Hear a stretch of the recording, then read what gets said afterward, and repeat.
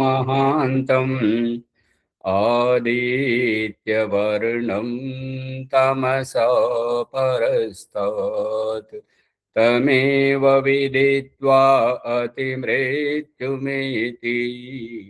नान्यः पन्था विद्यते यनाय नान्यः पन्था विद्यते यनाय।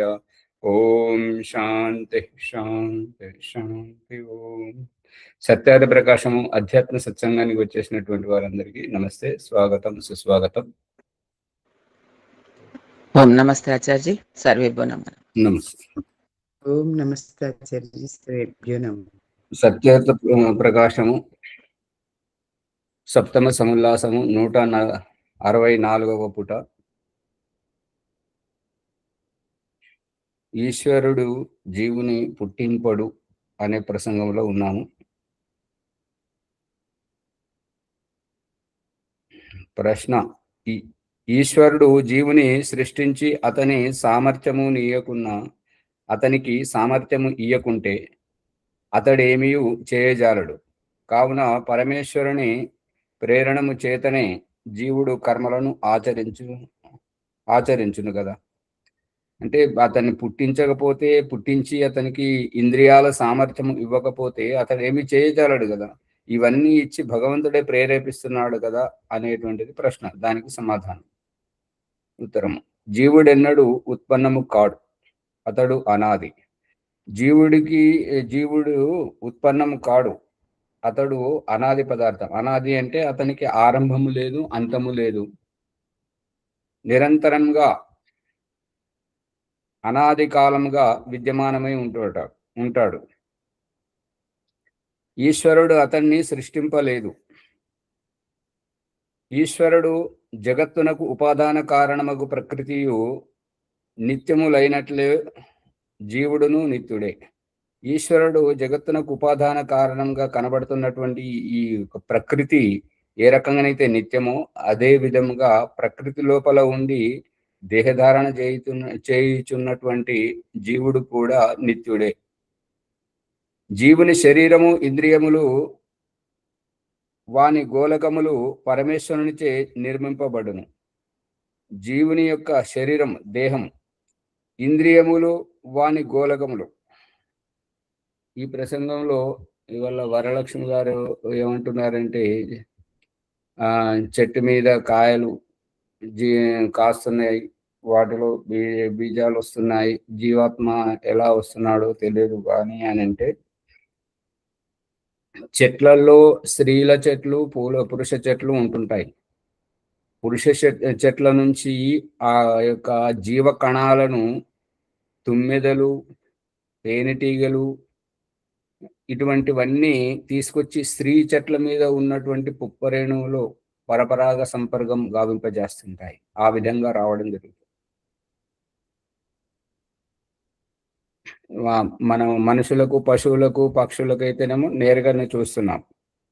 చెట్లకు మాత్రం తుమ్మెదలు మరియు తేనెటీగల ద్వారా జరుగుతుంది. అప్పుడు వస్తుంది జీవాత్మ.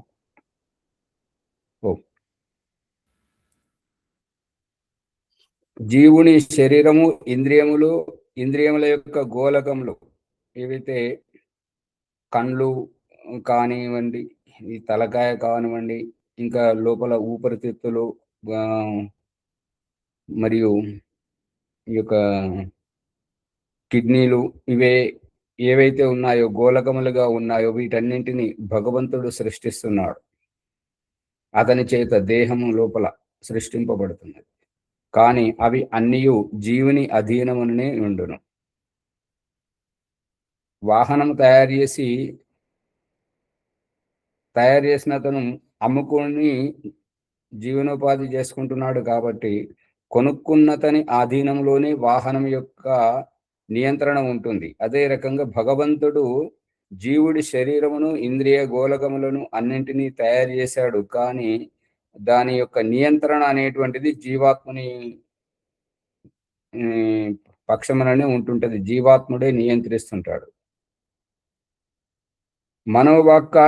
వాక్కాయములతో పాపపుణ్యములను నర్చువాడే వాని ఫలములను అనుభవించును. ఎవరైతే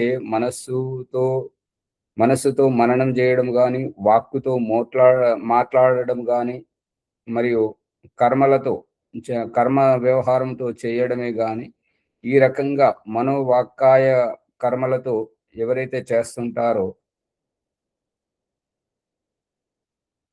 ఇక్కడ మనః అంటే మనసు, వాక్ అంటే మాట్లాడే తీరు, కాయం అంటే శరీరం, కర్మ శరీరం ద్వారా, ఇంద్రియముల ద్వారా చేసేటువంటి పాపపుణ్యములను ఎవరైతే చేస్తుంటారో వాటి యొక్క పరిణామం, ప్రతిఫలమును కూడా అతడే అనుభవిస్తాడు.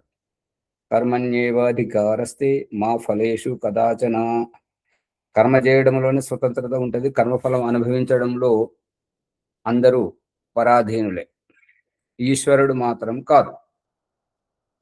ఇప్పుడు వాహనమును తయారు చేసి ఇచ్చినప్పుడు ఎక్కడైనా యాక్సిడెంట్ అయింది, లేదంటే అది పంచర్ అయింది అంటే తయారు చేసిన వాడు బాధ్యుడు కాదు.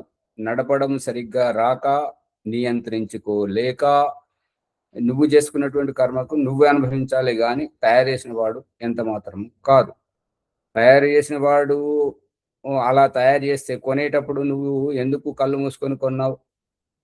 అప్పుడే అన్ని రకాలుగా పరీక్షించుకొని నీకు అనుకూలంగా ఉన్నప్పుడే నువ్వు కొనాలి కదా. అందుకని నువ్వు చేసుకున్న జీవాత్మ సామర్థ్యం ఆచార్జీ. నమస్తే. అంతే అంతే. ఎట్లా అంటే, ఒకడు పర్వతం నుండి ఇనుమును తీయును. ఒకడు పర్వతం నుండి ఈ పర్వతాన్ని తవ్వి అక్కడ ఇనుమును తీస్తాడు. దానిని ఒక వ్యాపారి తీసుకొను. అక్కడ అతను తీసుకెళ్లి ముడి సరుకు ఇంకొకరికి అమ్ముతాడు. ఆ వ్యాపారి నుండి ఇనుమును తెచ్చి కమ్మరి కత్తిని నిర్మించును. అంటే ఆ వ్యాపారి నుండి ఇనుమును తీసుకొచ్చి కమ్మరి ఆ ఇనుముతోటి కత్తిని తయారు చేస్తాడు. దానిని ఒక సిపాయి తీసుకొను. దానితో ఒక అతని శిరస్సును ఖండించాడు అనుకోండి.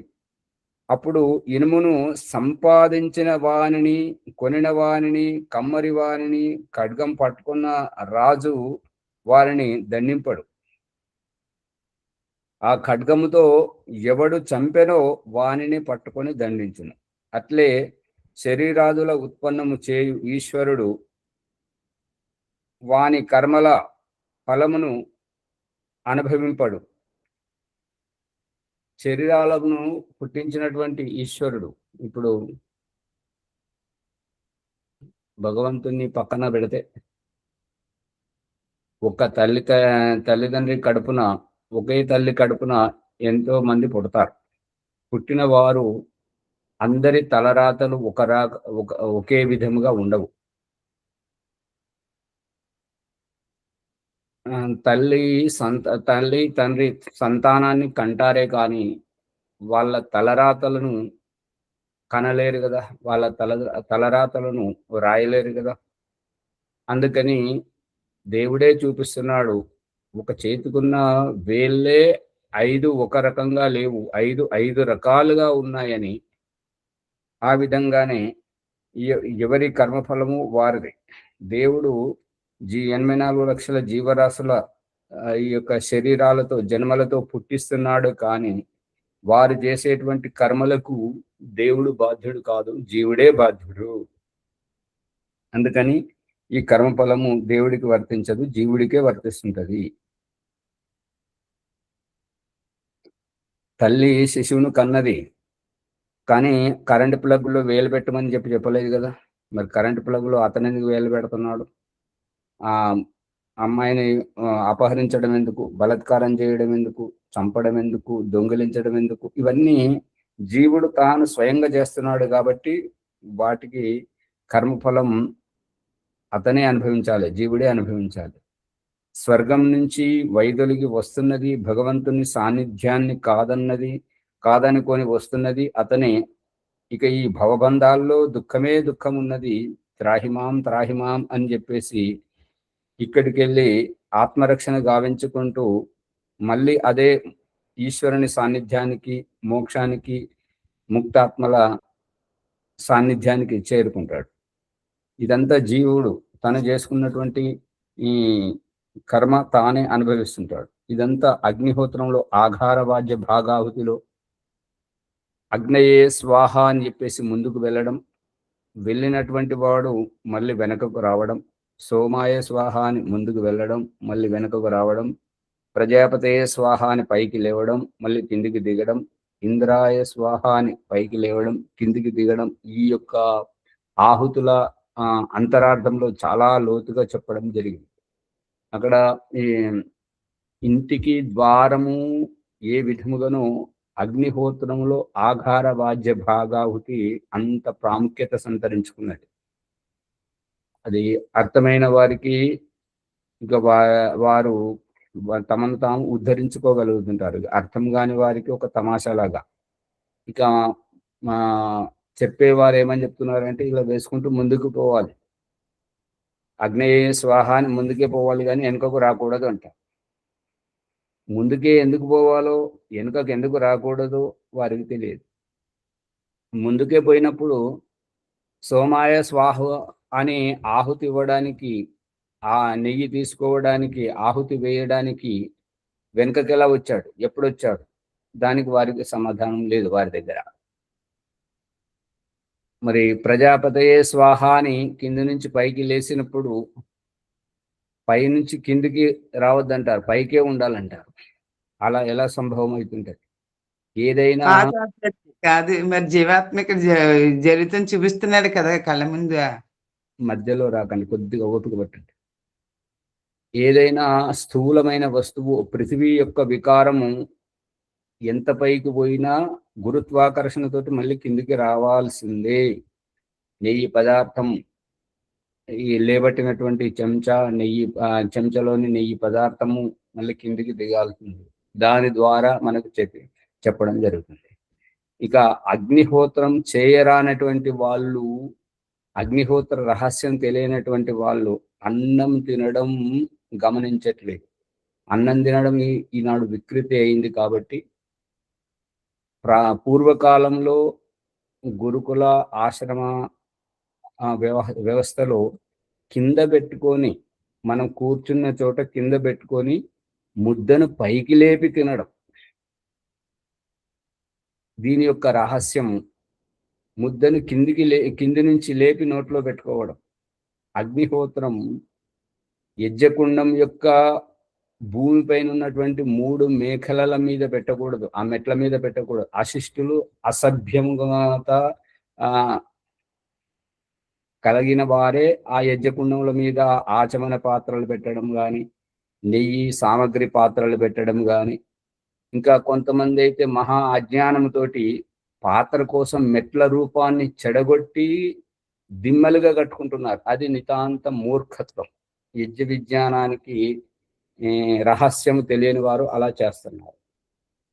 ఇంకా కింద పెట్టుకొని 3వ మెట్టు పక్కన ఎక్కడైతే తాను కూర్చుంటాడో అక్కడి నుంచి లేపి అగ్నిహోత్రంలో ఆహుతి ఇవ్వాలి. దీని రహస్యం ఏంటంటే, స్వర్గం నుంచి దిగజారినటువంటి జీవాత్మ యొక్క స్వరూపాన్ని ఎత్తుకోజేయడం, ఎగబాక చేయడం, అందలాన్ని ఎక్కించడానికి వశీకరణ, హిప్నోటిజం చేయడం జరుగుతుంది, నేర్పించడం జరుగుతుంది. నువ్వు కిందున్నావు, కింద నుంచి పైకి రా. ఎత్తుకోవడానికి చేతులు చాపి రమ్మని చెప్పేసి శిశువును పిలిచినట్టుగా మూలాధారంలో ఉన్నటువంటి జీవాత్మను పైకి లేబట్టజేయడమే ఈ తినేటప్పుడు చేసేటువంటి వ్యవహారము. మరియు అగ్నిహోత్రంలో కింది మెట్టు పక్కన పెట్టుకోవాలి, మెట్ల మీద పెట్టకూడదు, మేఖలల మీద పెట్టకూడదు. అది జీవాత్మను లేబట్టడానికి, నువ్వు లేచి వెళ్ళాల్సిందే, నువ్వు ఇక్కడ ఉండవలసినటువంటి వాడవు కాదు అని హిప్నోటిజం, వశీకరణగా అది చూపెడుతున్నటువంటి రహస్యం. ఇవన్నీ అనుభవపేతమైనటువంటి గురువు దొరికినట్టయితే వారి సాన్నిధ్యంలో ఉండి ఒక్కొక్క ప్రక్రియను నేర్చుకుంటే తెలుస్తుంది. మనకు ఓం స్వాహ, పూజనీయ ప్రభు, వైదిక్ ధర్మకి జై ఇంతవరకే తెలుసు. కానీ అది ఒక పై పొర మాత్రమే, దాని అంతరార్థము చాలా లోతుగా ఉంటుంటది ఒక్కొక్క ప్రక్రియ. అందుకని ఈ యొక్క జీవాత్మకు అన్ని ఈ దేహం ఇచ్చినప్పుడు, ఈ యొక్క ఇంద్రియాలను ఇచ్చినప్పుడు, ఇంద్రియాల సామర్థ్యాన్ని ఇచ్చినప్పుడు, నువ్వే ఈ ఈ శరీరాన్ని వినియోగించుకో, ఈ ఇంద్రియాలను వినియోగించుకో, వీటితో కాలక్షేపంగా మనోరంజనం చేయమని చెప్పేసి ఇచ్చినటువంటి ఆ భగవంతుడే ఒక్కొక్క ఇంద్రియాన్ని తీసి ఆ ఇంద్రియం ద్వారా ఆ ఇంద్రియాన్ని వినియోగించుకోలేనటువంటి వైకల్యాన్ని చూపిస్తూ ఆ యొక్క కాళ్ళను తీసేస్తూ, చేతులను తీసేస్తూ, కళ్ళు పోగొడుతూ, వినికిడి సామర్థ్యాన్ని తీసేస్తూ, ఇగో వీటెనుక నువ్వున్నావు, అది కూడా తెలుసుకోలేని వారికి, కళ్ళు పోయిన వారిని ఒరే గుడ్డోడా అని ఇతరుల చేత తిట్టించి మరి మేల్కొలిపి చూపిస్తున్నాడు. ఒరే చెవిటోడా, చెప్తే వినబడతలేదా అని చెప్పేసి రెచ్చగొట్టి మరి మేల్కొల్పుతున్నాడు. ఒరే కుంటోడా, ఒరే తొంటోడా అని ఈ రకంగా రెచ్చగొట్టేటువంటి భాషతోటి మేల్కొల్పి మరీ చూపిస్తున్నాడు. అందుకని కర్మ చేసేది నువ్వే, దాని కర్మఫలం అనుభవించేది నువ్వే. కర్మ చేయడంలోనే నీకు పూర్తి స్వాతంత్రం ఉంది. దాని పరిణామం నీ చేతిలో లేదు. పరిణామం నువ్వు ఎవరి సాన్నిధ్యంలోనైతే చేస్తున్నావో, ఎవరి చెప్తే చేస్తున్నావో వారు నీకు పరిణామాన్ని ఇస్తారు. ఆ రహస్యాన్ని తెలుసుకోజేయడమే కూలి పని, జీతం, ఉద్యోగం పేరుతోటి ఒకరి దగ్గర పని చేయడం, ఎలా చేశారు అనే దానికి పారితోషికం పొందడం, రోజువారీ భత్యం, నెలసరి జీతం, ఈ రకంగా ఇవన్నీ చూపిస్తున్నటువంటివి. అందుకని శరీరంలో ఉత్పన్నం చేయు ఈశ్వరుడు వాని యొక్క బోలియే ఒక చిన్న ప్రశ్న ఏంటంటే, అగ్నిహోత్రం గురించి ఇంత వివరంగా చెప్తున్నారు, మరి వందల వేల మంది విద్వాంసులు ఉన్నారు కదా, వారు ఒక్క విషయం కూడా ఎందుకు చెప్తలేరంటావు? వారికి జ్ఞానం లేదంటవా? వారు ఎక్కడ చదవలేదంటవా? మరి ఇద్దరి కంటే చదవలేదంటే ఒప్పుకుంటాం. వందల వేల మంది గురుకులలో చదివినటువంటి వేద విద్వాంసులు కూడా ఉన్నారు, వారు ఎందుకు చెప్పడం లేదు?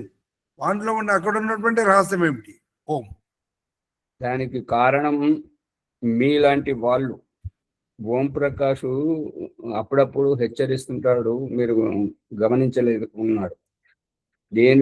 ఓం ప్రకాష్ చెప్తున్నటువంటిదే బండగుర్తుగా నమ్మొద్దు, ఇంకా వేరే విద్వాంసులు ఉన్నారు కదా, ఇదిగో ఈ సత్యార ప్రకాశంలో ఇలా రాసింది, సంస్కార విద్యలో ఇలా రాసింది, మరి అతను ఇలా అంటున్నాడు, మరి బయట ఏ పుస్తకాల్లో కనబడట్లేదు, ఎవరు చెప్పట్లేదు, దీని అంతరార్థం ఏమిటి, ఎవరు సత్యం చెప్తున్నారు, ఎవరు అబద్ధం చెప్తున్నారు? ఈ ఓం ప్రకాష్ ఈ అందరికంటే భిన్నమైన దారిన పోతున్నాడు, ఏంటిది? అప్పుడు ఈ రకంగా ప్రశ్నించేవారు లేక, ఎవరు ఏది చెప్తే అది నమ్మి వారిని విశ్వసించి పూట గడుపుతున్నారు కాబట్టి ఈ యొక్క అజ్ఞానం పేరుకుపోయింది, అంతే. ధన్యవాదాలు. ఈ రహస్యం ప్రపంచమంతా తెలుసుకోవాలనే ఈ ప్రశ్న వేసారు. పుస్తకాలను పట్టుకోవద్దు, మీ అనుభవం తెలుసుకోవాలని చెప్తున్నారు కదా. అనుభవంతో తెలుసుకోవాల్సింది ఇదే. పుస్తకం చూసి చదివి తెలుసుకునేది కాదు కదా ఆచార్య. అమ్మగారు, మీరు విషయాంతరంలో మాట్లాడుతున్నారు. పూర్వాభ్యాసంలో ఆత్మ సాక్షాత్కారం అన్నప్పుడు ఈ యొక్క తినేటువంటి వంటింట్లో ఉండేటువంటి ఉప్పు, కారం, పులుపు, చేదు ఇవన్నీ ఏ రకంగానైతే కుంటోళ్లకు, గుడ్డోళ్లకు, మూగవాళ్లకు ఏ రకంగానైతే రుచిని తెలియజేస్తున్నాడో అదే రకంగా పండితులకు, విద్వాంసులకు తెలియజేస్తున్నాడు. అది అనుభవం. సాక్షాత్కార ప్రకరణం వేరు. ఇక్కడ అగ్నిహోత్రానికి మరియు ఈ యొక్క వైదిక సిద్ధాంతాన్ని తెలుసుకోవడానికి పుస్తకాలు చూడకూడదు అని అంటే ఇది దుష్ప్రచారం అవుతుంటది కదా అమ్మగారు. ఓం ప్రకాష్ ఎప్పుడు వద్దన్నాడు యజ్ఞం చేయడానికి పుస్తకం పట్టుకోవద్దని? పుస్తకంలో ఆ మంత్రానికి ఉన్నటువంటి అంతరార్థాన్ని తెలుసుకోమని చెప్తున్నాడు. వాళ్ళు చెప్పలేదు. అంతరార్థమే ఆచార్యజీ, అంతరార్థాన్ని తెలుసుకుంటే. అదే అమ్మగారు ఓపిక పట్టండి. ఆ అంతరార్థం గురించి మనం ప్రశ్నిస్తే అన్నీ వస్తాయి. ప్రశ్నించేవారు లేరు. పండితుని వేషధారణ చూసి పండితుడు గురుకులంలో చదువుకున్నాడని చెప్పేసి అతి విశ్వాసం, అతి నమ్మకం తోటి మనం వారు చెప్పింది నీ సత్యమని మనం భావిస్తున్నాము, అంతవరకే. కానీ ఎప్పుడైతే మనల్ని ప్రశ్నించేవారు వస్తుంటారో అప్పుడు తెలుస్తుంది, ఓహో ఇన్ని రోజులు మనము మోసపోయాం, మనం ఏదో గుడ్డిగా నమ్మేశాము అనేది అప్పుడు కళ్ళు తెరుస్తాం. అందుకని మీ ఇంటికి వచ్చినటువంటి ప్రతి పురోహితుడిని అడగండి, ఓం ప్రకాష్ను బండకేసి రాసి మనము కత్తిని సానబట్టినట్టుగా దిల్సుఖ్ నగర్ ఆర్య సమాజం రామచంద్రన్ గారు, నువ్వు బట్టిగా ఉండకు, అందరిలో కలిసిపోతావు, నువ్వు ఇగో ఈ ప్రశ్న అగ్నిహోత్రం ఎందుకు చేయాలి, అగ్నిహోత్రం అంటే ఏంటిది, డిప్పు రాజేసే ఎందుకు చేయాలి, ఈ నీళ్లు ఈ రకంగానే ఎందుకు పోయాలి, ఏడ రాసింది, నువ్వు ఎప్పుడు కాదు, నువ్వు చెప్పేది పక్కన పెట్టు, దయానందుడు ఎక్కడో రాసింది, వైదిక సిద్ధాంతంలో ఎక్కడుంది, వేదంలో ఎక్కడుందని ఈ రకంగా నన్ను సానబెట్టాడు. అంటే ఆ దిల్సుఖ్ నగర్ రామచంద్రము ఆయన మీలాగనే గృహస్థుడే కదా. అతడు శ్రీధర్ గారిని నిలబెట్టింది అతనే, స్వతంత్రంగా చేసింది ఓం ప్రకాష్ను నిలబెట్టింది అతనే. నేను చెప్తున్నాను కదా, మీరు కూడా వేరే వారిని సానబట్టండి, విద్వాంసులను స్నాతకులను అడగండి, వారినే పిలవండి సంస్కారాలకు దేనికైనా పిలిచినప్పుడు వారిని అడగండి, మీరు చెప్పే విషయం ఎక్కడ రాసిందండి.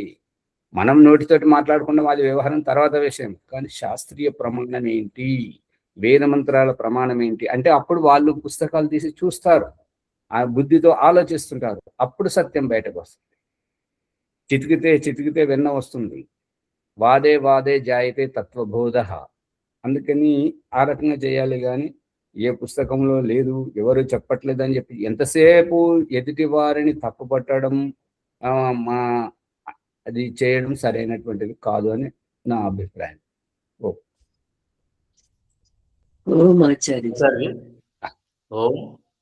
ఒకరి తర్వాత ఒకరు చెప్పండి అమ్మగారు. ఇప్పుడు మనం వింటున్నది మనకి సత్యం అవునా కాదా అనేటటువంటిది మనం గుర్తిస్తున్నామా లేదా అనేది ముందు అనిపించి మనం అనుకున్న తర్వాత అది సత్యం అవునా కాదా అనేది ఎదుటి వాళ్ళని గ్రహించాలి కదా, అడిగి తెలుసుకోవాలి జరిగి. కానీ ఇప్పుడు అగ్నిహోత్రానికి చెప్పేదాన్ని చాలా అవినాభావ సంబంధం ఉండబట్టే కదా దాన్ని ఇట్లా గ్రహించాలనేటటువంటిది మేము కూడా గ్రహించడం కోసమని ఇది విన్నప్పుడు దీన్ని ఆలోచించినప్పుడు మాత్రమే అర్థమవుతుంది. నాకెందుకు సత్యమే అనిపిస్తుంది. దానికి తగినటువంటి ఆధారాలు కూడా అన్ని కనపడుతున్నాయి కదా. ఇప్పుడు మనం జీవాత్మ అగ్నేయస్వాహ అన్నప్పుడు తన పైకి రావాలి అంటే మనం విడిగా భౌతికంలో మనం భోంచేసేటప్పుడు కింద నుండి పైకి తింటున్నాము అన్నట్టు. ఆ జీవాత్మ ఉద్ధరించబడాలి అని అంటే అగ్నిహోత్రం ద్వారానే ఉద్ధరించబడతాడు.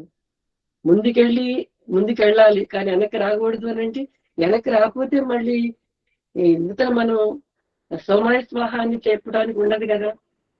అంటే వచ్చినటువంటి జీవాత్మ తర్వాత అన్నపానీయాల్లోకి కూడా వెళ్ళాలి అనేది ఇటువంటి అంతరార్థం ఇంకా నేను గ్రహించలేదు. కాకపోతే నాకు సత్యమే అనిపిస్తుంది.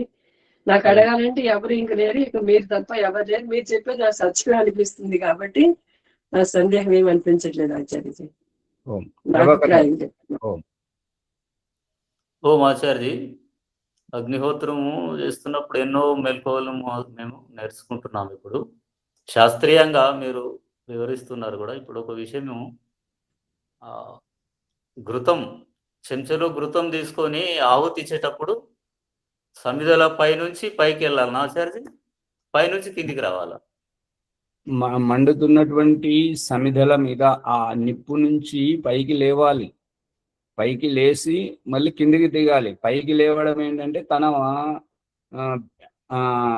అభ్యున్నతి, దిగడం ఎందుకు అంటే అవనతి. ఎప్పుడైతే కర్మఫలము పూర్తయినప్పుడు మళ్ళీ జీవుడు అల్పజ్ఞుడు కాబట్టి, ఎక్కడ స్థిరంగా ఉండడు కాబట్టి, ఏకదేశీయుడు కాబట్టి ఇక్కడికి వస్తే ఇప్పుడు భగవంతుడు చూపిస్తున్న దృష్టాంతం ఏంటంటే, చిన్నపిల్లలు వాళ్ళు ఆడుకున్నప్పుడు వాళ్ళ మనోరంజనం ఉన్నప్పుడు ఎవ్వరికి ఇన్ని పట్టించుకోరు.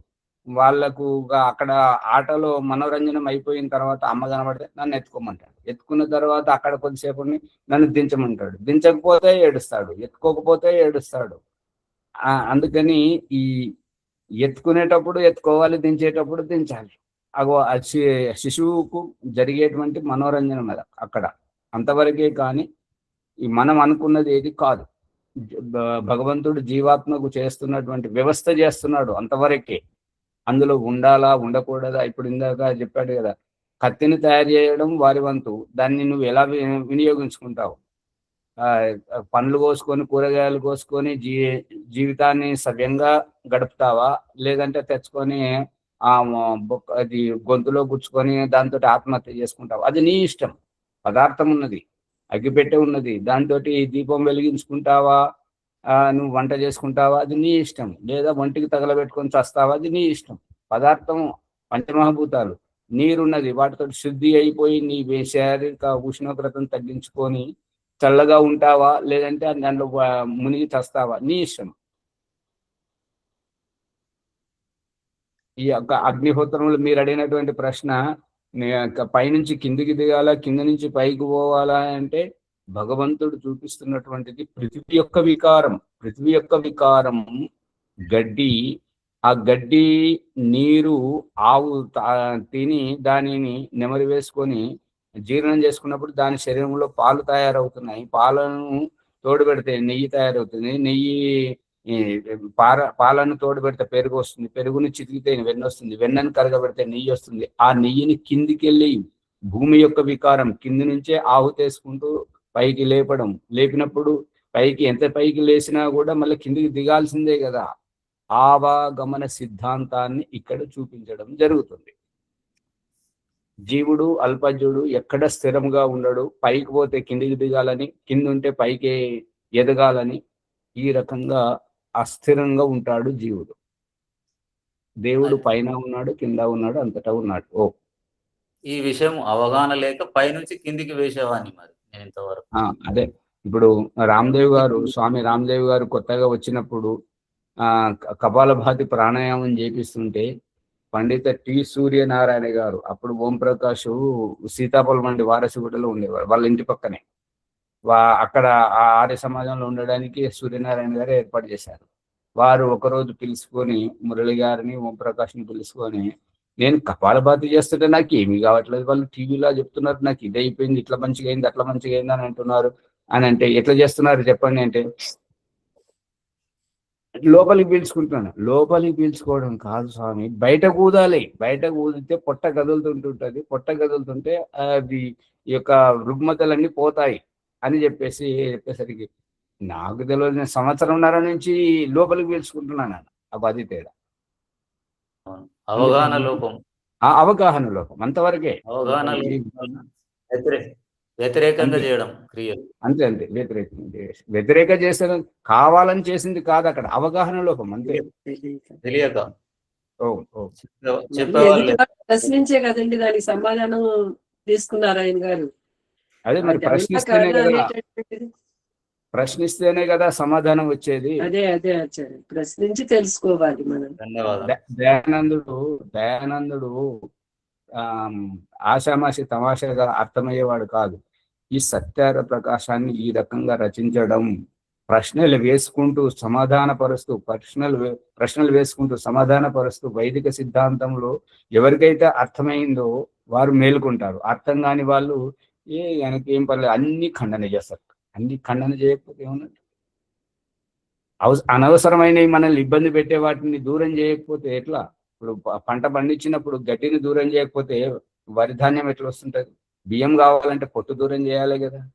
మరి ప్రతిదీ ఏది అవసరం లేని దూరం చేయకపోతే అవసరమైంది చేతికి రాదు కదా.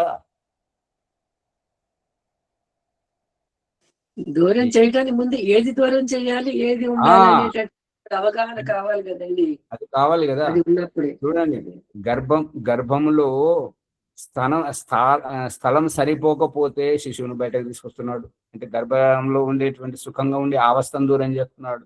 మరి పెరిగిన తర్వాత తల్లిని దూరం చేస్తున్నాడు, తల్లికి దూరంగా చేస్తున్నాడు చదువు పేరుతోటి. ఈ ఉద్యోగం పేరుతోటి తల్లిదండ్రికి దూరం చేస్తున్నాడు, ఇంటికి దూరం చేస్తున్నాడు.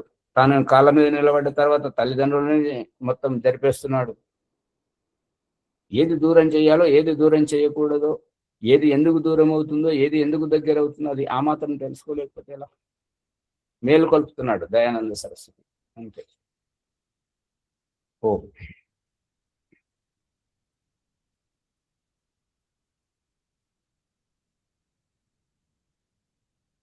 అట్లే శరీరాదులను ఉత్పన్నము చేయు ఈశ్వరుడు వాని కర్మల ఫలమును అనుభవింపడు. ఆ కర్మముల నొనరించిన వానిచే జీవునిచే భోగింప చేయువాడగును, అనుభవింపజేస్తున్నాడు అన్నట్టుగా. పరమేశ్వరుడే కర్మముల ఒనరించు వాడగునేని ఏ జీవుడును పాపములు చేయడు.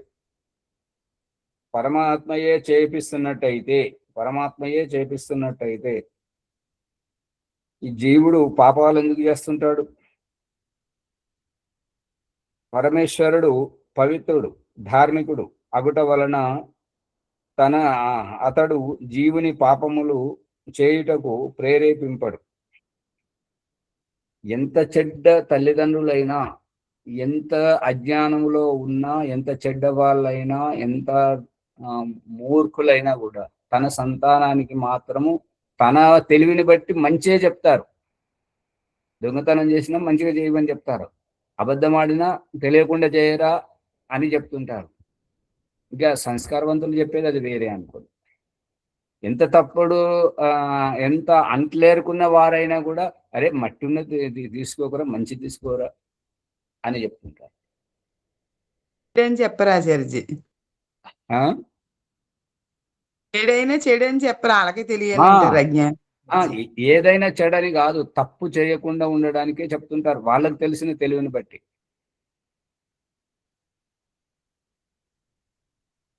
ఎంత ఊరికే కూర్చుంటున్నారు, ఏ దేనికి స్పందించారు. ఎట్లా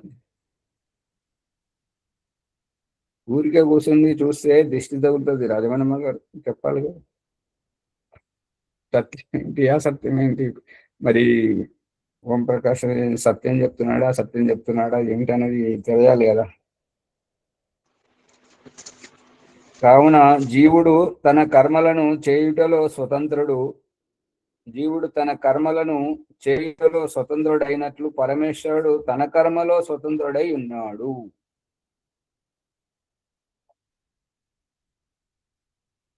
ఎవరి పనిలో వారు.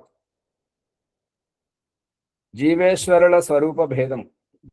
జీవుడు ఎలా ఉంటాడు, దేవుడు ఎలా ఉంటాడు, ఈ వీరి ఇద్దరి స్వరూపముల యొక్క భేదం. దేవుడు దేవుడే, జీవుడు జీవుడే అనేటువంటి రహస్యాన్ని చెప్తున్నారు. ప్రశ్న: జీవేశ్వరుల స్వరూపములు గుణకర్మ స్వభావములు ఎట్టివి, ఎలాంటివి, ఏ విధంగా, ఏ కర్మ జీవునిది, ఏ కర్మ ఈశ్వరునిది, దేవుడిది ఏంటిది, జీవుడిది ఏంటిది అనేది ఎలా తెలియాలి, వారి స్వభావములు గుణకర్మ స్వభావములు ఎలా ఉంటాయి అనేటువంటిది ప్రశ్న. దానికి సమాధానం ఇస్తున్నాడు. ఇరువురు చేతన స్వరూపులు, దీంట్లో ఏమాత్రం సందేహం లేదు. ఇద్దరు చైతన్యులు, దీంట్లో ఇద్దరు ఒకే విధంగా ఉంటారు, దీంట్లో ఏమాత్రం భేదం లేదు. ఇరువురి స్వభావము పవిత్రము, ఇరువురి స్వభావమును పవిత్రము. ఓ మాచాజీ, చేతనము చైతన్యము రెండు ఒకటేనా? రెండు ఒకటే. కొందరు చేతనం అంటున్నారు, కొందరు చైతన్యం అంటున్నారు. ఆ భేదం, పదములో భేదం ఎందుకు అట్లా? అదే ఇక్కడ వ్యాకరణ సూత్రం అనుసరి దాని యొక్క అభిప్రాయము ఏంటంటే, ఇక్కడ ఆశ్రమంలో పుష్యమాసమును పౌష్యమాసమని దాని భావాన్ని వ్యక్తపరచడం. పుష్యము అనేటువంటిది నక్షత్ర సంయోగంతో పుష్య శబ్దం వచ్చింది ఆ మాసానికి. పుష్య తస్య భావ పౌష్యం అని అంటుంటారు. ఇంకా చాలా చిత్రా నక్షత్రంతో కూడుకున్నటువంటిది చైత్రం. ఈ రకంగా ప్రతి ఒక్క దానికి మార్పులు వస్తూ ఉంటుంటాయి. అందుకని ఇక్కడ చేతనము చైతన్యం. చేతనము అంటే కదలిక సామర్థ్యం కలిగినటువంటి. చైతన్యం అంటే కదులుతున్నటువంటి సామర్థ్యాన్ని చైతన్యం.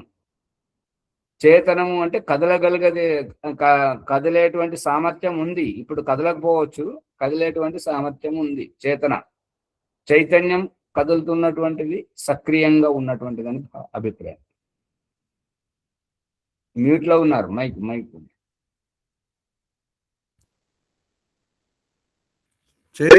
చైతన్యము అంటే క్రియాపదమా? సక్రియంగా ఉండడం, స్ఫూర్తిదాయకంగా ఉండడం. చేతనము అనే సమానమే కదా ఆచార్య, అర్థం మాత్రం సమానమే కదా. సమానమే. చేతనము అనే దాంట్లో సక్రియంగా ఉండొచ్చు, ఉండకపోవచ్చు. వారికి సామర్థ్యం అయితే ఉంది. ఇది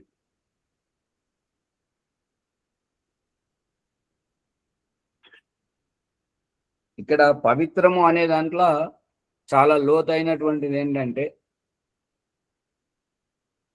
జీవుడు పవిత్రుడు అన్నప్పుడు అపవిత్ర వస్తువులను తినడం, అపవిత్రముగా ఉండడం, మరియు నీచాతి నీచ జన్మలలోకి దిగజారడం కారణం ఏంటి? కారణం మనోరంజనం, ఆసక్తి. ఇందులో ఏముందో, అందులో ఏముందో, ఇదేంటో అదేంటో, చూడాలి, తినాలి, వినాలి అనేటువంటి ఆసక్తితో దిగజారినటువంటి వాడు ఎక్కడ ఏమి లేదని తెలుసుకున్న తర్వాత ఇక అక్కడి నుంచి ఎదుగుదలగా వచ్చి మళ్ళీ శుద్ధ ఆత్మతత్వముగానే ఉండడం. అందుకని జీవుడు పవిత్రుడు. అపవిత్రుడు ఎందుకు అంటే అజ్ఞానంగా ఉన్నప్పుడే అపవిత్ర వస్తువులను తినడము, అపవిత్ర స్థానంలోకి వెళ్ళడము, అపవిత్ర జన్మలను ఉండడము అనేటువంటిది జీవుడి యొక్క ఉత్సుకత, ఆసక్తి దానివల్ల జరుగుతుంది. ఇక ఎప్పుడు పవిత్రమవుతుంటాడు అని అంటే ఎప్పుడైతే తాను అవగాహన చేసుకొని పూజ చేయాలి అన్నప్పుడు పవిత్రంగా. పూజ ఉనికి తెలియనప్పుడు ఎప్పుడు స్నానం చేశాడో తెలియదు, ఏ బట్టలు వేసుకున్నాడో తెలియదు, ఎలా ఉన్నాడో తెలియదు. ఇవాళ పండుగ పవిత్రత. పండుగ లేని రోజు సామాన్యంగా ముక్కిటు, జుట్టటు, బట్టలు ఇటు ఈ రకంగా. అందుకని ఎప్పుడైతే తాను శ్రేష్ఠుడిగా గొప్ప పని చేయాలనుకుంటాడో, గొప్ప వాళ్ళ దగ్గరికి వెళ్ళాలనుకుంటాడు, చుట్టరికానికి వెళ్ళాలనుకుంటాడు, అప్పుడు పవిత్రత. తన సహజంలో మాత్రం ఎలా ఉన్నాడో, ఎన్ని రోజుల కింద స్నానం చేశాడో, బట్టలు పిండుకొని ఎన్ని రోజులు అయిందో తెలియదు. ఆచార్య బద్ధకమే మరి. ఇక ఏమైనా అనుకోండి, నన్ను అడిగేవారు ఉన్నారు, నన్ను ఎవరు చూస్తున్నారు. అదే కాలికి బురద అంటితే దాని అప్పుడు అపవిత్రమే, కడుక్కున్న తర్వాత శుద్ధి అవుతుంది కాబట్టి పవిత్రమే. అంతేగా అజ్ఞానము. బట్టలు అన్ని సమానమే కదా ఆచార్య. మరి నార బట్టలు కట్టుకొని దేవునికి నైవేద్యం వండడం, దాంట్లో ప్రత్యేకత ఏంటి? అవి అంటే ఆ మడిగట్టుకొని చేసే దాంట్లో తనను తాను నిమ్న స్థరంలో కాకుండా ఉన్నత భావాలతో ఆ భగవంతునిలో తల్లీనమై అదే భక్తి భావంతో చేసేటువంటిదే మడి. అంతవరకే గాని ఈ వస్త్రాన్ని చుట్టుకోవడం మడి కాదు. విశేషంగా నారబట్టలు, పట్టు వస్త్రాలు కట్టుకొని విశేషంగా చేస్తుంటారు. అంటే వారి భావన మార్పు వచ్చేస్తుంది అప్పుడు. ఇప్పుడు ఆ నారబట్టలు కట్టుకొని, పట్టు వస్త్రాలు కట్టుకొని హలో అంటుంటారు, అది నాటకం. ఆ పద్దులు తెచ్చావా నువ్వు, పలానా వారు అది ఈ వ్యవహారం అంతా నాటకం. ఈ నాటకం పోవాలి. ఈ మాలదిప్పుడు కూడా నాటకమే అంటారా మరి? అంతే కదా. నేను మొన్న విజయవాడ వెళితే, విజయవాడలో ఆ పద్మజావు గారి అమ్మ ఇంట్లో ఉంటుంటే 4 సాధువులు వచ్చారు. అందులో పెద్ద సాధువు ఇట్లా మాల తిప్పుతూ ఏదో ప్రసంగంలో వస్తే వాడు దొంగనా కొడుకు అనుకుంటానే మాల తిప్పుతున్నాడు. మాల దింపే ఉద్దేశం ఏంటి, అతను మాట్లాడుతున్నది ఏంటి, తిడుతున్నప్పుడు ఆగుతలేదు, అది యాంత్రికం అయిపోయింది తిప్పడం అనేటువంటిది. అది అందుకని అది తిప్పడం అనేది కాదు. ఎందుకోసం తిప్పుతున్నావు, ఎన్ని అయినాయి, ఎన్ని మాలలైనాయి, ఆ లెక్క వరకు చెప్తున్నావు. తెలియదా అతనికి, భగవంతుడికి తెలియదా నువ్వేం చేస్తున్నావు అనేటువంటిది. భగవంతుడు చూపిస్తున్నాడు, పిల్లవాడు ఏం చేస్తున్నాడు, ఎందుకు తుమ్ముతున్నాడు, ఎందుకు దగ్గుతున్నాడు, తల్లికి తెలియదా? అంటే ఎన్ని చేసిన ఎన్ని మాలలు దించిన తృప్తి కొరకే కావచ్చు ఆచార్య. తాను చేస్తున్నాడా చేస్తలేడా అనేటువంటి దేవుడికి తెలియదా? తాను లెక్క పెట్టి చెప్పాలా? 99 తర్వాత గ్రహించలేదు, 98, 99 అని లెక్క వైపు వెళ్తుందని మనసు, లేదంటే తిప్పడం వైపు వెళ్తుందా, లేదంటే భక్తి భావంలో ఉంటుందా? మూడిట్లో ఎక్కడ ఉంటుంది అది? ఇప్పుడు దొంగనా కొడుకు అనుకుంటే ఆయన మాల తిప్పుతుంటే ఎవరు దేవుడు దొంగనా కొడుక, ఈ పని చేసేవాడు దొంగనా కొడుక? ఏమిటి ఆ దొంగనా కొడుక ఎవరికి వర్తించాలి? తిప్పుతున్నాడు అంతే ఆచార్య. అంతే మరి, అంటే అది మతి చూడడానికి ఆచార్య అంతే. ఇప్పుడు పతంజలి మహర్షి, దయానంద సరస్వతి ఏం చెప్తున్నారంటే, ఏదైతే జపం చేస్తున్నావో దాని యొక్క అర్థంలో విచారపూర్వకంగా ఆచరించడము అని అన్నారు. ఇప్పుడు దొంగనా కొడుకని జపం చేశాడు, ఇప్పుడు దాన్ని ఆచరిస్తాడా, విచారిస్తాడా? మరి ఎందుకు అది అంతా? ఎదుటి వారిని మోసం చేయడం. అమ్మో స్వామివారు ఎంత గొప్పవారో, వారి చేతిలో మాల ఎప్పుడూ ఆగదు, నిరంతరంగా సాగుతూనే ఉంటుంటది. ముందు తన స్థాన విలువ ఏంటో తెలుసుకొని ఆ విధంగా క్రియ చేయడం, ప్రవర్తించడం, అది గొప్పతనం. చూడండి, రోజున ఇది పండగ అంటేనే ఆచార్య, పండగ అంటే పండగ. అవినాశి, ఇద్దరు అవినాశులే, అంటే నాశనం కాని వారే. నీ ఇంట్లో పీనికి వెళ్ళా, ఎవరి పీనికి వెళ్తుండే చేయమని, అంటే చచ్చిపో అని తిట్టడం. చావే లేదని చెప్పేసి ఈ స్నానం ద్వారా దేవుడు చూపిస్తున్నటువంటి, నువ్వు ఈ వస్త్రాలు ఎట్లయితే మారుస్తున్నావో, చావులో ఈ దేహాన్ని మారుస్తున్నావు, అంతవరకే. చావు ఎక్కడిది నీకు? లేదు. మరి అలాంటప్పుడు మరి నాశనమే లేనప్పుడు నేను చంపుతానంటే ఎవరిని చంపుతున్నావు? సమయం అతీతమవుతుంది. ఏదైనా మంచి పాట పాడి భక్తి.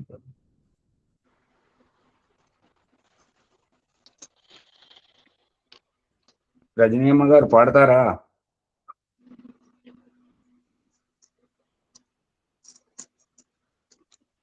పుష్పమ్మ గారు ఎవరు పాడరా?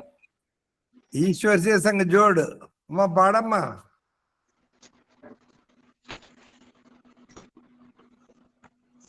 ఎవరో ఒకరు పాడండి. పాడకపోతే నేను పాట మొదలు పెడితే కొంత ముందుకు పోతుంది, మరి వట్టిగా కూర్చుంటే. ఓ మాచారి, సండే ఈ రోజు నేను చేపియాలి కాబట్టి చాలా సమయం పడుతుంది, అంత సైతంగా చేయించండి. వాళ్ళు ఒక పాట పాడిని ఆచారి, ఒక 2 నిమిషాలు పాడరు, మనోరంజన పాట అంటే బాగుంటుంది. పాడండమ్మా, మీరు మీట్లో ఉన్నారు, రాజమణి గారు మీట్లో ఉన్నారు. సృష్టి అనేటి వృక్షం పైన 2 పక్షులు ఉన్నాయి, పాడచ్చు ఆచార్య? పాడండి. ఓం సృష్టి అనేటి ఒక వృక్షంపై పక్షులు 2 ఉన్నాయి. సృష్టి అనేది వృక్షము పైన పక్షులు 2 ఉన్నాయి. అందులో ఒక పక్షి అందొకటేమో. సృష్టి అనేటి వృక్షము పైన పక్షులు 2 ఉన్నాయి. ఆచార్య మీ ఫోన్ సరిగా లేదు, వేరే వారికి ఇవ్వండి. అది గొంతు వణుకుతున్నట్టుగా వస్తుంది స్వరం. సరే ఆచార్య. ఎవరు పాడతారు?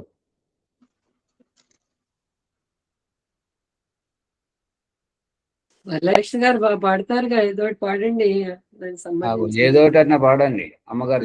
మాట చాలా మంచిగా ఉన్నది, కానీ ఆ ఫోన్ దగ్గరికి రెస్పాన్సింగ్ పెట్టుకోండి అవుతలేదు. రాజమణి గారు, కొంచెం క్లియర్ గా వస్తుంది అప్పుడు. అది దగ్గర పెట్టి పాట అమ్మగారు బాగుంది. ఫోన్ ఖాళీ చేయండి, నిండిపోయి. ఆచార్య దయానందుడిది. ఓ ఋషివర్యా, ఓ మునివర్యా, మూలా శంకర జోహార్.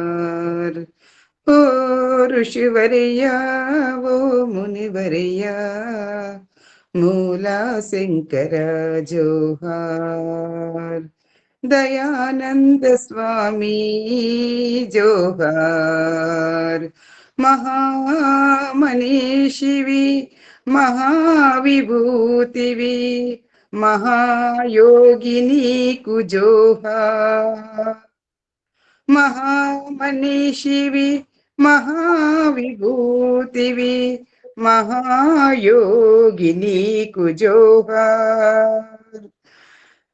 మానిత వైదిక ధర్మ పదములో మనుట నేర్చిన మహనీయ.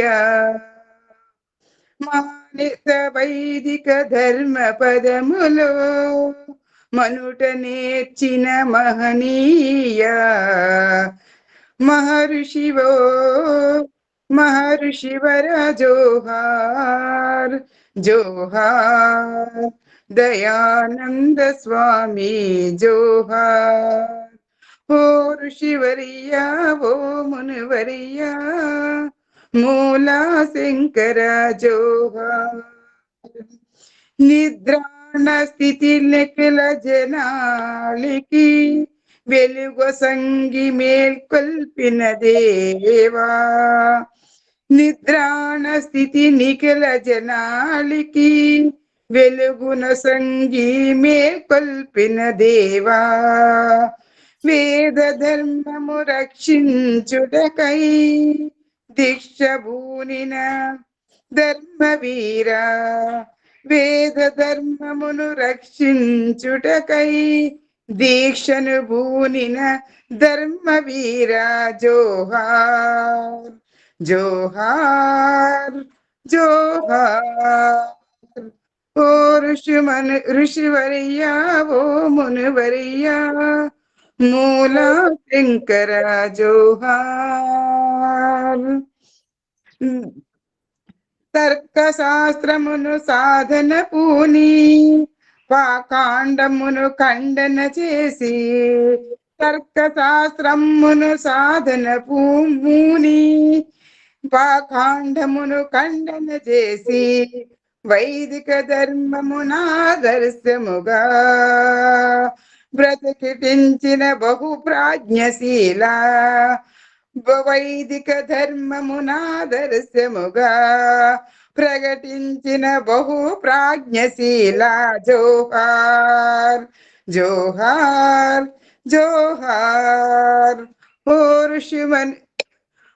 ఋషివర్యా, ఓ మునివర్యా, మూలా శంకర జోహార్ జోహార్ జోహార్.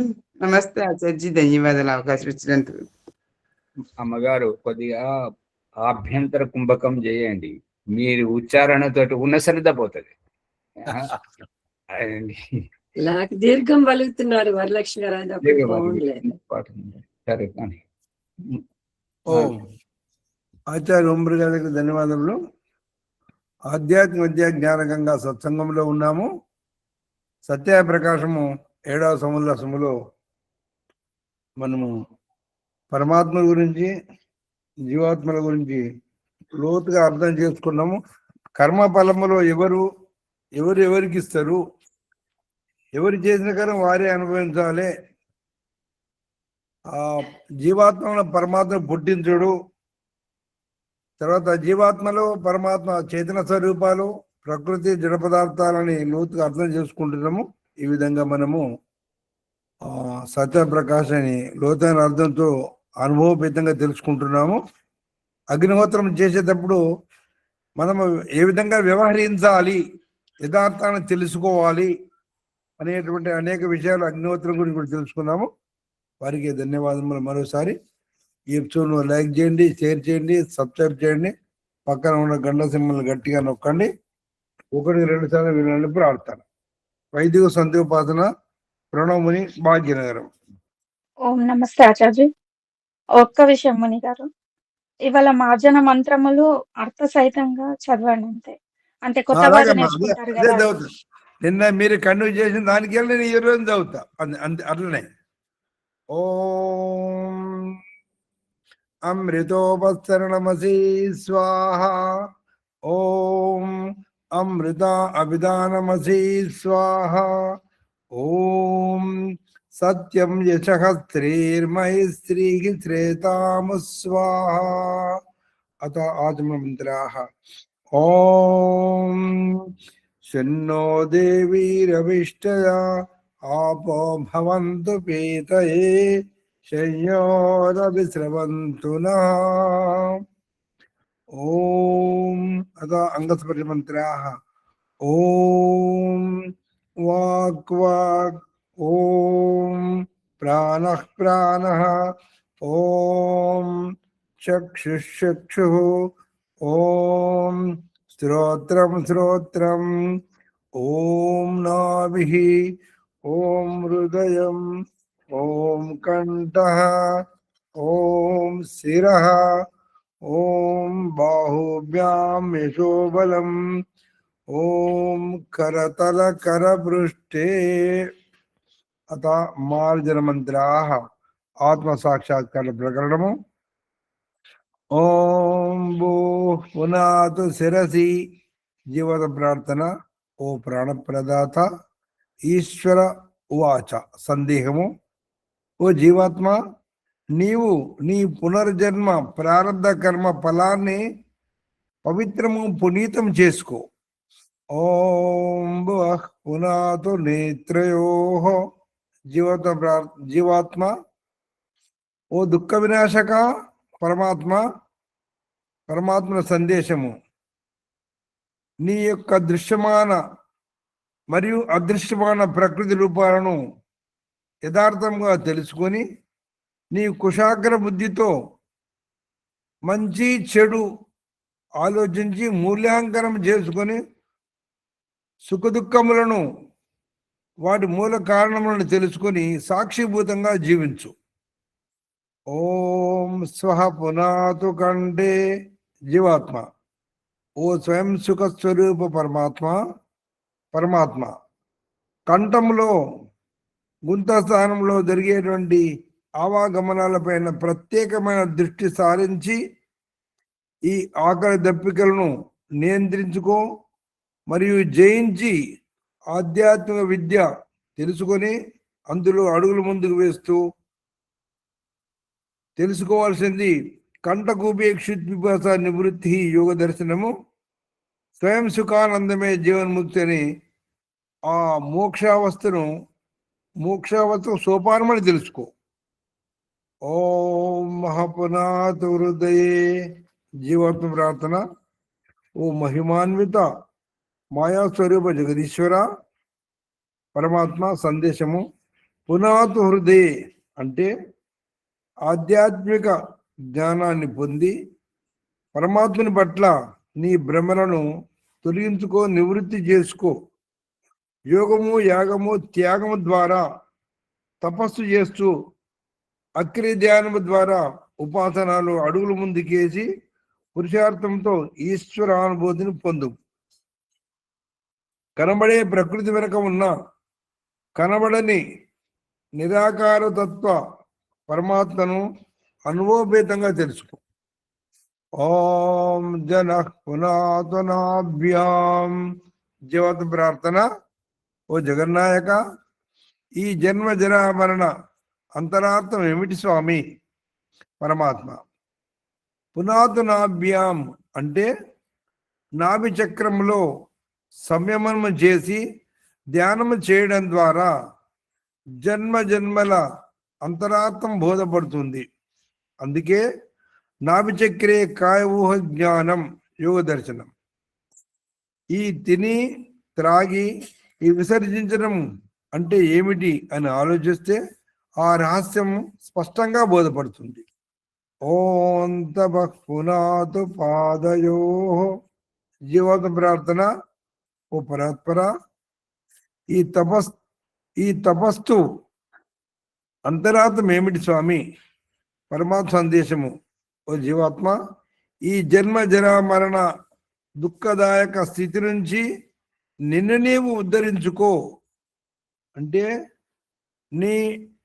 నీచాతి నీచమైన నిమ్న స్థితి నుంచి పైకి రావాలి, ఊర్ధ్వ స్థితికి రావాలని తెలుసుకో. అందుకే జంగాభ్యాం పదాభ్యాం ధర్మో అస్మి విశిరాజ ప్రతిష్ఠితం. యజుర్వేదము 20వ అధ్యాయము 9వ మంత్రం. 2 పాదముల తుంటి ఎముకల మధ్యలో నేను అనే ఈ జీవాత్మను వెన్నెముక కింది భాగంలో ఉన్నానని తెలుసుకో. ఓం సత్యం పునాతు పునఃస్థిరసి. జీవాత్మ ప్రార్థన. ఓ అవినాశి పరమాత్మ సందేశము. పునాతు పునఃస్థిరసి అంటే ఓ జీవాత్మ పవిత్ర భావనతో మరోసారి మళ్ళీ శిరస్సునందు అనుభూతి చేసుకొని ఉపాసన ధ్యానము చేయుము, ధన్యుడవుతావు. సత్యశాపి హితం ముఖం. యజుర్వేదము 40వ అధ్యాయము 17వ మంత్రం. అంటే సత్యం యొక్క స్వరూపము కప్పబడి ఉన్నది అని గ్రహించుకో. యో అసౌ ఆదిత్యే పురుష సో అసౌ అహం. యజుర్వేదము 40వ అధ్యాయము 17వ మంత్రం. తెల్లగా కనిపిస్తున్న ప్రకాశము స్వరూపము పురుషుడును నేనే అని తెలుసుకో. పురుషాం వసాన సుకృతస్య లోకే తత్ర గచ్చ యత్ర పూర్వేత పరేత. యజుర్వేదము 13వ అధ్యాయము 31వ మంత్రం. ఓ జీవాత్మ, నీవు ఇక్కడ ఉండవలసిన వాడవు కాదు. ఎందుకంటే ఎక్కడికైతే నీ పూర్వజులు ఇక్కడి నుంచి తరించి వెళ్ళిపోయారో ఆ పుణ్యలోకాలకు వెళ్ళు. ఓ జ్ఞానస్వరూప, ప్రకాశం కనిపిస్తుంది కానీ నీవు కనిపించడం లేదు స్వామి, ఎక్కడున్నావు? అప్పుడు ఈశ్వర సందేశము. సూర్యుని ప్రకాశిస్తున్నది ఆ ప్రకాశమును నేనే. నశక్యతే వర్ణయితుం గిరా తదా స్వయం అంతఃకరణేన గృహ్యతే అని తెలుసుకో. ఓం ఖం బ్రహ్మ. జీవాత్మ, ఓ సర్వవ్యాపక జగన్నాయక పరమాత్మ. పునాత్ సర్వత్ర అంటే ఈ సంకుచిత శారీరక పింజరము నుంచి అధిగమించి అనంత ఆకాశం వల్ల అంతరా వ్యాపించి ఉన్న ఆ నిరాకార ఈశ్వర తత్వాన్ని అనుభవపేతంగా తెలుసుకో. అష్టచక్రానవ ద్వారా దేవానాం పూర్వయోధ్య తస్యాం హిరణ్మయ కోశే సర్గో జ్యోతిషా వృత. అథర్వవేదము 10:2:31. 8 చక్రాలు 9 రంధ్రాలు ద్వారాలు గల ఈ ఇంద్రియాల అయోధ్యాపురము అందులో స్వర్గమయ ఆవాసము జ్యోతితో ఆవరించి ఉన్నదని అనుభవభేదంగా తెలుసుకో. 7 అంతస్తుల అంతరయాత్ర. అత ప్రాణాయామంత్రా. ఓం భూ సహస్రార చక్రము ప్రాణాధారణ జీవం పోసుకోవడము. ఓం భువః ఆజ్ఞా చక్రము త్యాగభావంతో దుఃఖ విముక్తి పొందడము. ఓం స్వహ విశుద్ధి చక్రము అనాసక్త భావనతో జీవితాన్ని ఉపబోధించడము, స్వయం సుఖ స్వరూపాన్ని అవస్థను పొందడము. ఓం మహః అనాహత చక్రము పరమాత్మని తన్మయత్వ భావన పొందడము హృదయ స్థానములో. ఓం జనః మణిపూర చక్రము దేహమును సాక్షిభూతముగా గమనించడము. అనగా అమృతస్య నాభి అథర్వవేదము 6:44-3. అంటే ప్రసవంలో శిశువు తెంచుకున్న తల్లితో పేగుబంధం వలె పరమాత్మతో జీవాత్మకు గల అనుబంధమును ఉన్నదని తెలుసుకోవడం. ఓం తపః స్వాదిష్టాన చక్రము దేహము క్రింది వైపు నుండి పైకి కనబడని నిరాకార ఆత్మ పొగ రూపంలో వెళ్ళడము గమనార్హం. ఓం సత్యం మూలాధార చక్రము సత్యం జ్ఞానం అనంతం బ్రహ్మ తైత్రీయ ఉపనిషత్తు. శరీరరహిత ముక్త జీవాత్మ బ్రహ్మలో ఉంటుందని ప్రాపంచిక సుఖదుఖాల అభావంలో ఆనందమగ్నమై పరమాత్మ ఆనందంలో నిమగ్నం కావడం అని తెలుసుకోవడం. ఈ విధంగా పరమాత్మని తెలుసుకొని సంధ్యోపాసన మొదటి ప్రకరణంలో ప్రాణాయామాల రహస్యాలు తెలుసుకొని పరమాత్మలో తల్లీనం కావడము. ఆ తర్వాత ఎవరైతే నిన్న సాయంత్రము ప్రారంభించిన సంధ్యోపాసన సఫలమైన వారు ఉపయుక్త పురుషార్థంతో పరమాత్మను అనుభూతి పొందుతూ ఆనందానుభూతిలో నిమగ్నమైపోయిన వారు,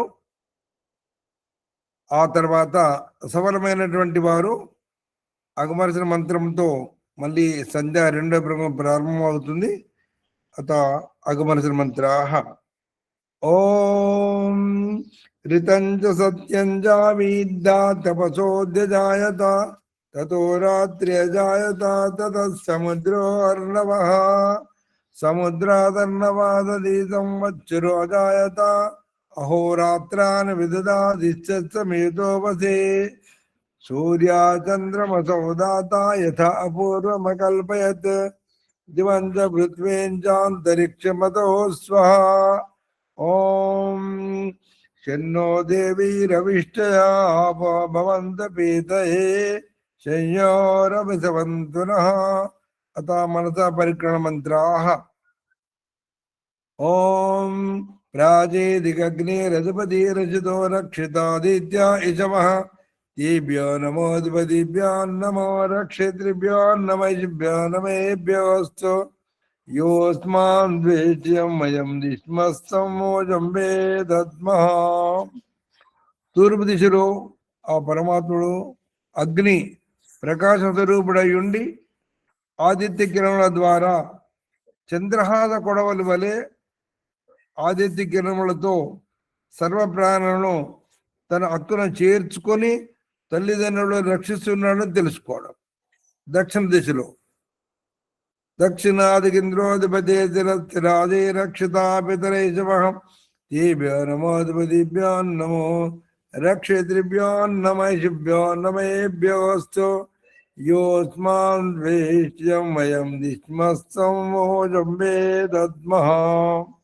దక్షిణ దిశలో ఆ పరమాత్ముడు ఇంద్రుడుగా అనంత ఐశ్వర్యానికి అధిపతి అయి ఉండి సృష్టిలోని సమస్త ప్రాణులను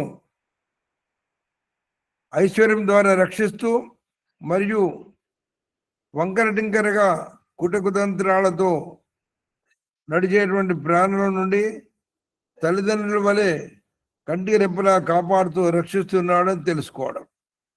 తర్వాత పశ్చిమ దిశ లోపల ఓం ప్రదీజేదిగ్వర్ణోధిపతికి పృథాకో రక్షితాన్నమిషవః తేభ్యో నమోధిపతిభ్యో నమో రక్షేతృభ్యో నమైషిభ్యో నమేభ్యోऽस्तु योऽस्मान् द्वेष्यं वयं दिश्मस्तं మోజం వేదద్మః. పశ్చిమ దిశ లోపల పరమాత్ముడు వరుణుడుగా రాజాదిరాజు మహారాజుగా ఉండి సర్వప్రాణులను రక్షిస్తున్నాడని తెలుసుకోవడము. ఆహార ధాన్యములలో పొట్టుతో పాకులాడేటువంటి క్రిమికీటకాల పురుగులను ఆశ్రయింపజేసి, ఓ జీవాత్మ, ఈ అన్నము నిరాపద జీవనాధారమని తెలుసుకొని అడుగులు ముందుకేస్తూ జీవించు అని తెలియజేస్తూ అన్నదాతగా రక్షిస్తున్నాడని తెలుసుకోవడం. ఆ తర్వాత ఉత్తర దిశ లోపల ఓం ఉదయజేదిక్ సోమాధిపతి స్వజో రక్షితాజ నిర్జమః तेभ्यः नमोऽधिपतिभ्यां नमो रक्षेतृभ्यां नमः शिभ्यां नमेभ्योऽस्तु योऽस्मान् द्वेज्यमयं दिश्वस्तमोजं मे दद्मः. ఉత్తర దిశ లోపల ఆ పరమాత్ముడు సోముడుగా, చంద్రుడు ఆధిపతిగా ఉండి స్వయముగా పుట్టుకొచ్చేటువంటి క్రిమి కీటకాల పట్ల శరాఘాతమైన విద్యుల్లతను ఉత్పన్నం చేసి మెరుపులతో వాటిని నాశనం చేస్తూ, మరియు అట్టి విద్యుత్ మెరుపులతోనే పాడి పంటలకు అత్యవసరమైనటువంటి నత్రజని నీరును ఉత్పన్నం చేస్తూ పంటలను సస్యశ్యామలం చేస్తూ రక్షిస్తున్నాడని తెలుసుకోవడం. అనంతరము క్రింది దిశ. ఓం ఊర్ధ్వాదికి విష్ణురధిపతి కల్మాచగ్రీవో రక్షిత వీరుదైజమః దేవ్యా నమోధిపతిభ్యాం నమో రక్షితృభ్యాం నమః శిభ్యాం నమేభ్యోऽస్తు యోస్మాద్వేద్యమయం విశ్వస్తమోజం మే దద్మః. క్రింది దిశ లోపల ఆ పరమాత్ముడు విష్ణువు ఆధిపతి అయ్యుండి చరాచర జగత్తును సర్వప్రాణుల రక్షణార్థము వృక్షాలను వనస్పతులను వీరితలను ఉత్పన్నం చేసి తద్వారా భూగర్భ జల విషవాయువుల కాలుష్యాన్ని ఎక్కడికక్కడ నిర్వీర్యం చేస్తూ రక్షిస్తున్నాడని తెలుసుకోవడం. అనంతరము ఊర్ధ్వ భాగము, పై భాగము. ఓం ఊర్ధ్వాదిక్ బృహస్పతిరధిపతి శత్రు రక్షిత వర్షమిషమః దేవ్యా నమోధిపతిభ్యాం నమో రక్షితృభ్యాం నమః శిభ్యాం నమేభ్యోऽస్తు యోస్మాన్ ద్వేజ్యమయం విశ్వస్తమోజం మే దద్మః. పై దిశ లోపల ఆ పరమాత్ముడు అనంత జ్ఞాన స్వరూపుడు బృహస్పతి అయి ఉండి చరాచర జగత్తుల సర్వప్రాణుల రక్షణార్థము చతుర్వేద జ్ఞానాన్ని ప్రసాదించి అనంతరము ఆకాశ సముద్రం నుండి అమృత వర్షాన్ని కురిపించి సర్వప్రాణులను రక్షిస్తున్నాడని తెలుసుకోవడం. ఈ విధంగా పరమాత్ముడు సర్వవేళ సర్వకాల సర్వావస్థలో సమస్త ప్రాణులను రక్షిస్తున్నాడని తెలుసుకున్న జీవాత్మ ఒక అడుగు ముందుకేస్తూ ఉపస్థాన మంత్రాల ద్వారా ప్రార్థిస్తున్నాడు. అత ఉపస్థాన మంత్రాః జాతవేదసే సునివామ సోమమరాధీయతో నిదహాది వేదః తనః పరిషదతి దుర్గాని విశ్వానావేవ సింధుం దురితాత్యగ్నిః చిత్రం దేవానామదనాదమీకం అక్షరమిత్యస్య వర్ణస్యాగ్రేః ఆప్రద్యావా పృథివీ అంతరిక్షం సూర్య ఆత్మా జగతస్తచ్చుదచ్చ ఉదిత్యం జాతవేదసం దేవం వాంతికే తమదృశే విశ్వాయ సూర్యం ఉద్భయం తమసత్పరిస్వః పశ్యంత ఉత్తరం దేవం దేవత్ర సూర్యమగన్మ జ్యోతిరుత్తమం తచ్చక్షురదేవైతం పురస్సాద్ శుక్రముచ్చరత్ పశ్చేమ శరదశ్చతం జీవేమ శరదశ్చతం శృణుయామ శరదశ్చతం ప్రబ్రవామ శరదశ్చతం అధీనాసామ శరదశ్చతం భూయచ్చ శరదశ్చతాత్. ఓం. ఈ విధంగా పరమాత్ముడు సర్వవేళ సర్వకాల సర్వావస్థలో రక్షిస్తున్నాను తెలుసుకున్నాడు జీవాత్మ. ఇక్కడ ఓ జగదీశ్వర, ఈ ఉపస్థాన మంత్రాల ద్వారా నేను నా లక్ష్యాన్ని చేరుకోలేకపోయాను స్వామి, దయచేసి మరొక అవకాశాన్ని ప్రసాదించు అని కోరుకుంటూ 100 శరదృతులు గడిచేంత కాలము నేను జీవించి ఉండాలని, వేద జ్ఞానాన్ని ఉపదేశిస్తూ ఉండాలని, వేదామృతాన్ని వింటూ ఉండాలని, తర్వాత ఎవరి ఆధీనంలో ఉండకుండా ఉండాలని, తర్వాత ఇంకా ఆ పైన కూడా జీవించి ఉండాలని ప్రార్థిస్తూ పరమాత్మని ఈ ప్రాజ్యంతో ప్రార్థించాడు. అనంతరము మళ్ళీ ఆచమనం చేస్తూ సంధ్యను ముగిస్తున్నాడు. ఆచమన మంత్రం. ఓం శన్నో దేవీరభీష్టయా భవంతు భీతేజమ్యోరవశవంతునః. గాయత్రి మంత్రం. ఓం భూర్భువస్వః తత్సవితుర్వరేణ్యం భర్గో దేవస్య ధీమహి ధియో యో నః ప్రచోదయాత్. ఏ ఈశ్వర సచ్చిదానంద స్వరూప నీ అనంత కృప వలన నేను నరిచిన జప ఉపాసనాది కర్మముల మూలమున ధర్మ అర్థ కామ మోక్షములు అనాడి ఈ చతుర్విధ పురుషార్థములను మా అందరికి ఈ జన్మలోనే వెంటనే సిద్ధించినట్లు అనుగ్రహింపము స్వామి.